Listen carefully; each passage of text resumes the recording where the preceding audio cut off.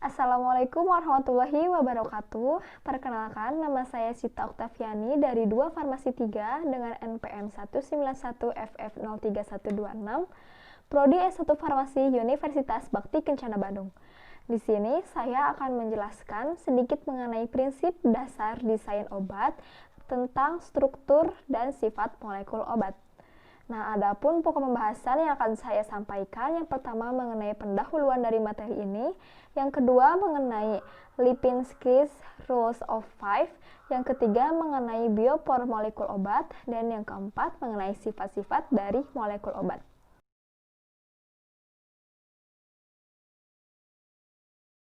Yang pertama yaitu pendahuluan dari materi ini. Jadi suatu molekul obat itu akan melalui fase-fase hingga ke molekul target sampai dia menghasilkan efek terapeutik atau respon biologis sesuai terapi penyakit tersebut.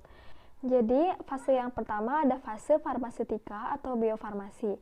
Nah, fase ini tuh dimulai sejak obat diberikan per oral hingga obat siap untuk diabsorpsi. Nah, tahap ini tuh ada disintegrasi, pemecahan bentuk sediaannya, dan ada disolusi. Molekul obat melarut pada cairan gastrointestinal. Nah, kemudian yang kedua ada fase farmakokinetik. Nah, fase ini juga disebut sebagai fase kerja tubuh pada obat. Nah, meliputi adsorpsi, distribusi, metabolisme, dan ekskresi atau ADME. Nah, kemudian yang ketiga ada fase farmakodinamik.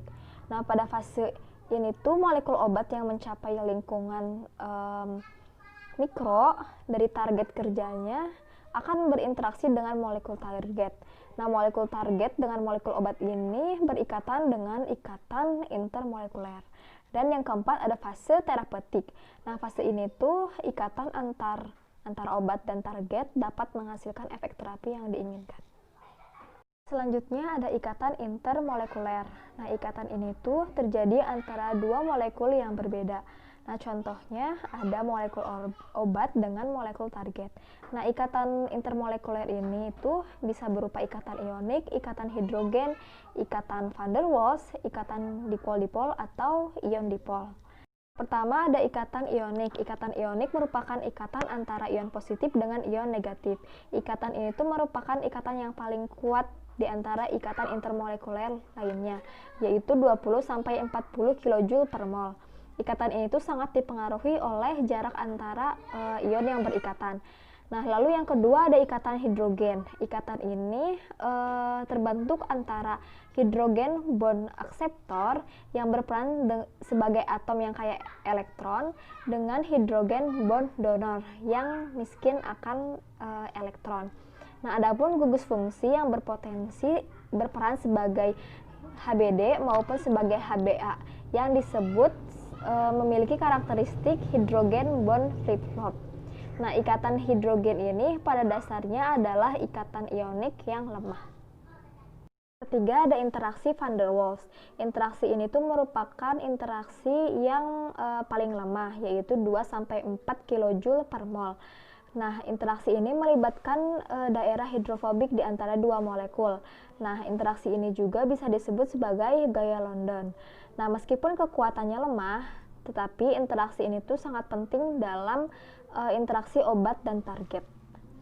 Yang keempat ada interaksi dipol-dipol atau ion dipol. Momen dipol merupakan jumlah vektor antara momen ikatan dan momen pasangan elektron bebas dari molekul tersebut. Nah, momen dipol pada beberapa molekul bersifat permanen. Salah satunya yaitu pada keton, karena adanya perbedaan elektronegativitas. Kedua ada Lipinski's Rules of Five. Aturan ini tuh dibuat berdasarkan hasil survei yang dilakukan terhadap molekul-molekul obat yang beredar di pasaran oleh Christopher A. Lipinski pada tahun 1997.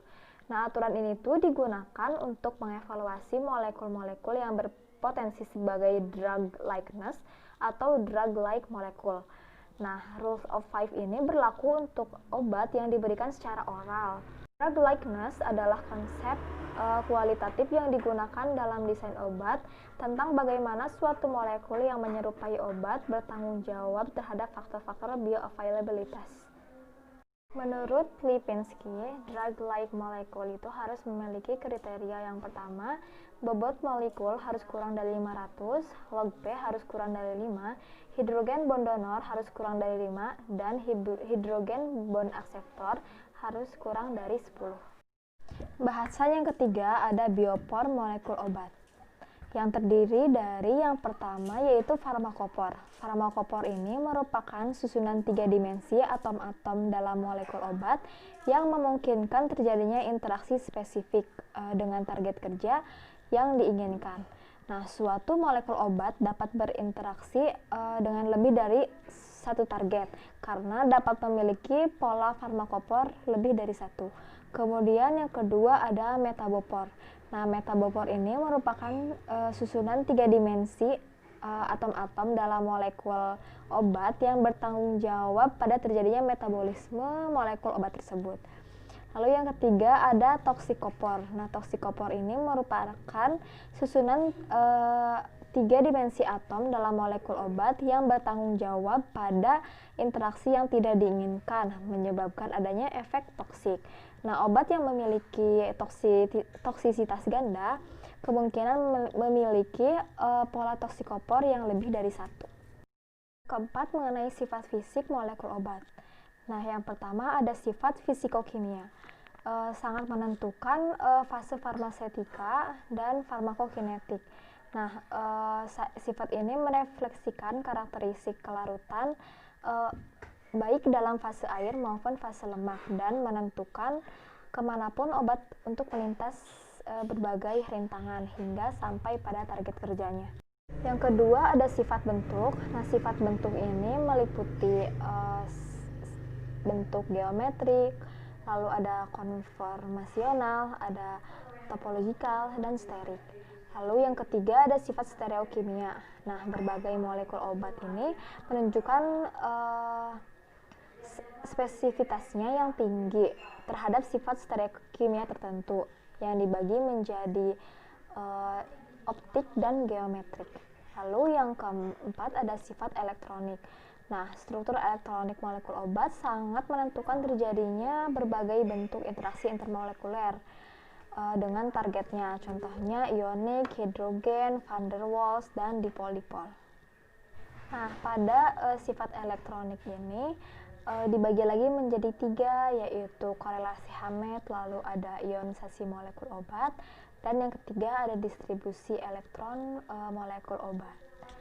Nah, sekian yang dapat saya sampaikan, kurang lebihnya mohon maaf. Billahi taufiq wal hidayah. Wassalamualaikum warahmatullahi wabarakatuh.